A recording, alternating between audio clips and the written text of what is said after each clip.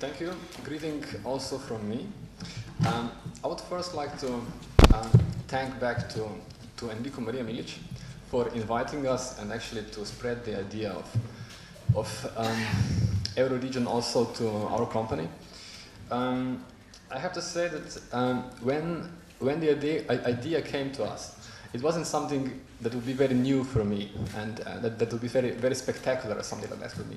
But that was for me personally something very natural, as already the colleague said before. Why? Because I'm not coming from this western part of Slovenia, but I'm coming from that northeastern part of Slovenia where I lived some 30 kilometers from Austrian border, some 50 kilometers from Hungarian border, and at the same time some 20 kilometers from Croatian border. And this agenda about having no borders is something I think very important that we address it. But at the same time we have to keep in mind one very important thing. Borders are some unnatural form, but consumer segments, some segments that behave and that have similar attitudes and visions and behavior are something very natural, and that's something that I'm going to also be addressing during my presentation. But maybe in the end also I have to excuse myself. I speak barely a few words in Italian, and actually I think more or less they're all related to football, so I think you're going to have to stick to my English. So okay, first of all, I'm coming from an agency that is busy with marketing research and consultancy. We are stationed in Ljubljana, but my office is not only Ljubljana, but also Zagreb, Osijek, Sarajevo, Belgrade.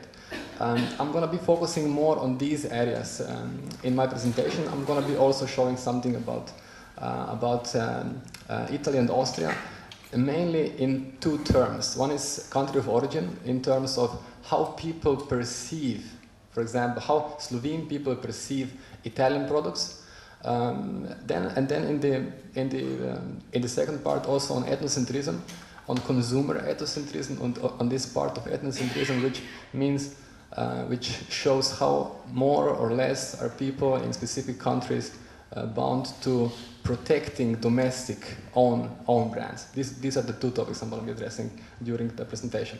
Now, Walicon started off some 96, and actually in the beginning we were some data collection, analysis company and so on, and later on we started adding and producing new products, and one of these products is this purple logo on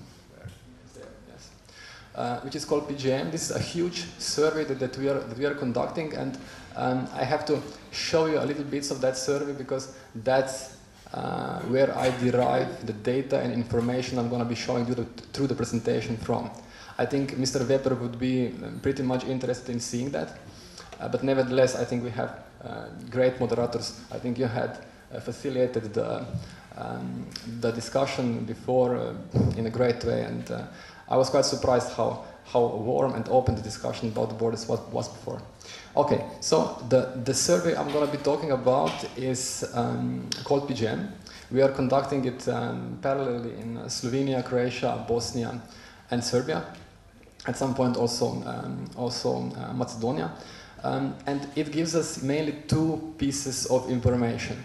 One is brand strength. We're going to see some pyramids with which we show which brands are more or less strong on specific countries, yes, or specific areas.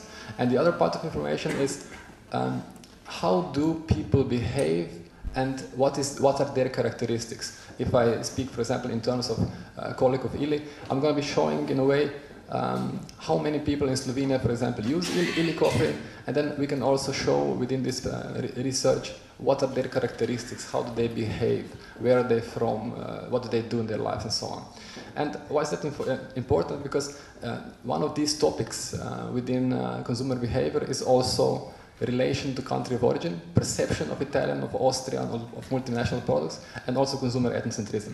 Now, but first a bit about how we measure strength. We don't measure, for example, something that you're all familiar with in terms of market share. We measure brand strength in terms of how well a brand addresses addresses people, addresses consumer. And we measured that in this form of pyramid. So we see, for example, for Ili or for Milka or for, I don't know, for Barilla, how many Slovenes are aware of that brand, do have experience, or did ever use it, and so on. And I have to address here one very important indicator, which is this price. It shows me how good, how high value consumer a specific brand. Do they value it as a premium brand, as a mainstream brand, or as a budget brand? We're going to see later through the presentation why this indicator is important. And as I said, we can see a lot of things about characteristics, about behavior of these consumers. And there's two things that we're going to be focusing on, as I said before: consumer ethnocentrism in terms of attention to buy domestic-owned products. For Italian, to be buying Italian; for Slovenes, buying Slovene. And country of origin as the perception of country of origin. Actually, this is the topic I'm going to be showing first. Here we see a graph. Yes, in terms of presentation, things are going to be very, very practical. This is a graph that shows what is the amount of people that assign or associate a certain attribute to a specific country within the whole region. We're looking at the whole region of this 18, almost 20 million people of Slovenia, Croatia, Bosnia, and Serbia. And how to interpret the graph. For example, for Slovenia, we can clearly see that the things that step out are Slovenian products in the region are perceived as very much quality. But on the other hand, they are pretty much perceived also as very expensive. And there's also another thing that I have to mention about Slovene products in the region of ex-Yugoslavia. They have a positive, a fine perception of country of origin, but this perception isn't uniform in all the countries. It differs quite a lot. And actually the country in which it gradually changes is Croatia. In Croatia, the population is not perceiving Slovene brands as quality, and on the basis of that they also don't have something on behalf of what they would say, I would choose that brand. So Croatians, in quite a high number, they say that they wouldn't choose, and they don't choose Slovene brands. And Slovene brands in general are not very successful in Croatia. Nevertheless, they are elsewhere. The second thing we see that this Croatian perception of Croatian brands within the region is quite similar to Slovene. And actually, it would be very fine to see, for example, the trend of changes during the time. I don't know if you are aware of some slogan that is called "Let's buy Croactive." Have you ever heard something about that? And Croatia has a very, very successful campaign. I can call it actually a campaign. Yes. A campaign for protecting own domestic brands.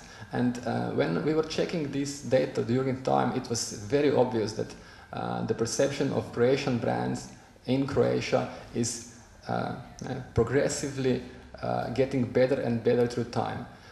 They are on the level of Slovene brands, for example, where they have a very fine benefit. They are not perceived as expensive as Slovene brands.